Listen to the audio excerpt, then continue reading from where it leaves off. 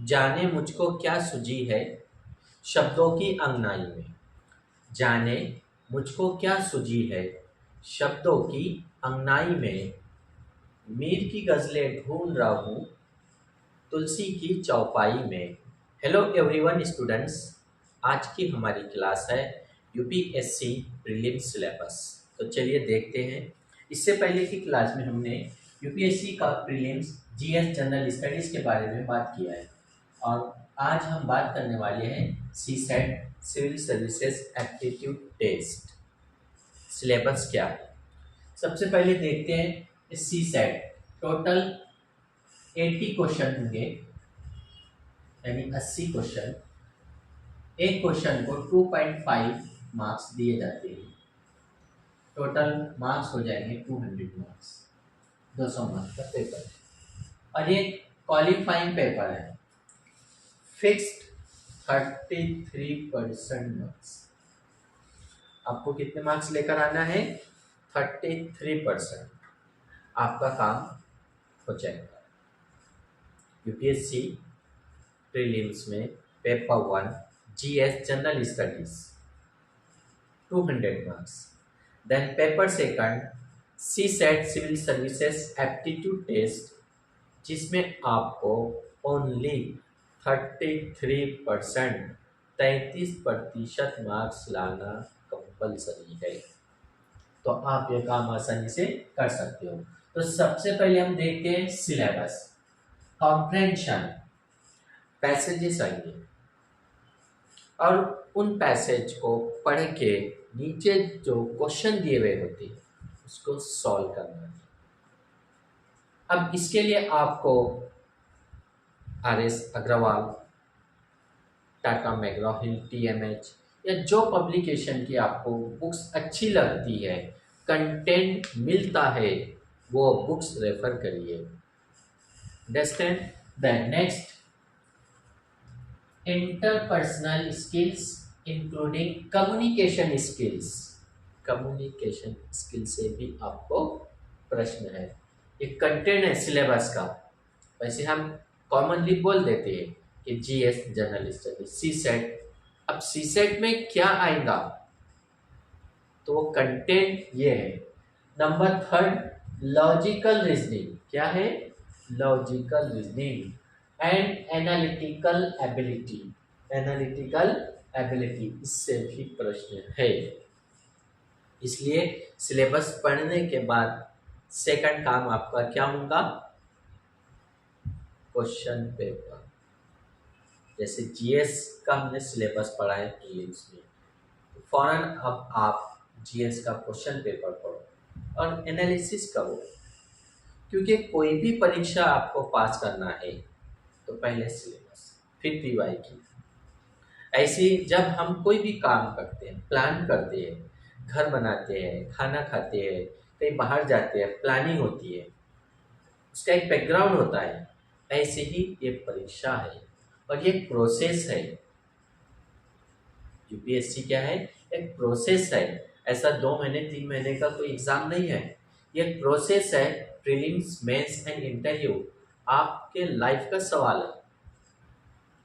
और कुछ first attempt में, कोई सेकंड अटेम्प्ट में, कोई थर्ड, फोर्थ, फिफ्थ, जैसे जैसे अटेम्प्ट में उसकी स्टडी होती है, प्रोसेस कंप्लीट होता है, वैसे वो एस्पायरेंट पास होकर निकल जाता है। नहीं तो पहले अटेम्प्ट में हिम्मत हार देते। तो हिम्मत नहीं हारने का continue consistency plan. Number 4 decision making and problem solving. Decision making, आप क्या डिसीजन लोगे? ऑफिसर बन जाए।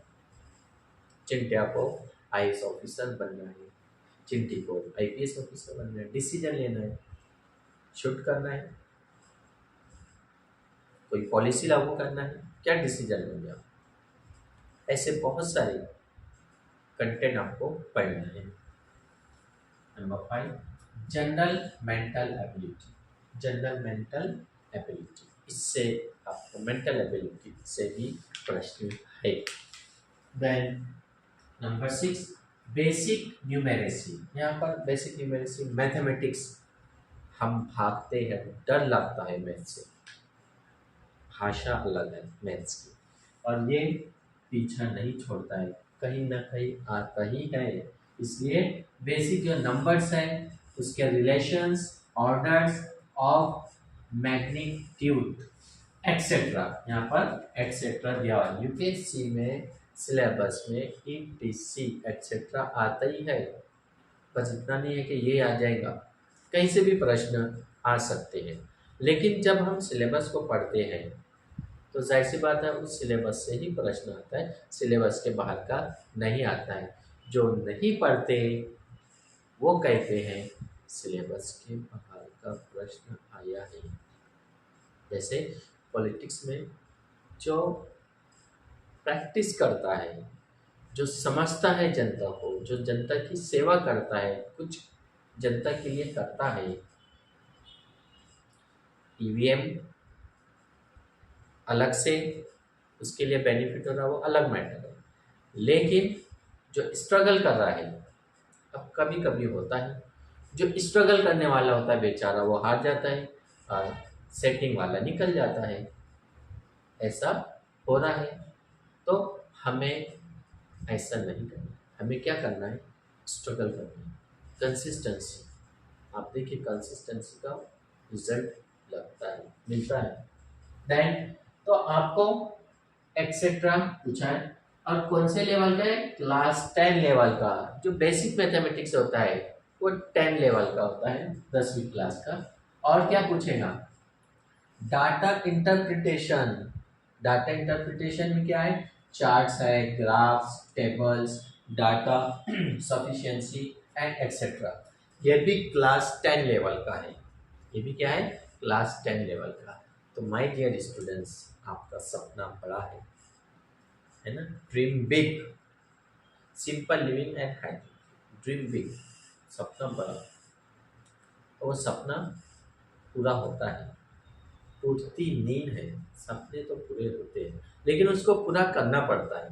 पूरा कब करोगे, जब आप उस सिलेबस को, एक एक कंटेंट को पढ़ोगे कि भाई मेरा कंप्रेंशन हुआ है, इंटरपर्सनल स्किल हुआ है, लॉजिकल रीजनिंग पढ़ लिया हूँ, डिसीजन मेकिंग को अच्छी तरह से किया और जनरल मेंटल एबिलिटी बहुत अच्छी तरह से किया है, बेसिक न्यूमेरेसी को पढ़ लिया हूँ, क्लास 10 का मैथमेटिक्स, अलजेब्रा एंड ज्योमेट्री इसको अच्छी तरह से फिनिश कर लिया हूँ, और फिर इसके क्वेश्चन पेपर एनालिसिस करके इसके रेफरेंस बुक लाकर स्टडी किया है, टेस्ट सीरीज ज्वाइन किया है, फिर आप देखो चिंटिया कैसे आईएएस ऑफिसर, चिंटी कैसे आईपीएस ऑफिसर बन जाएंगी।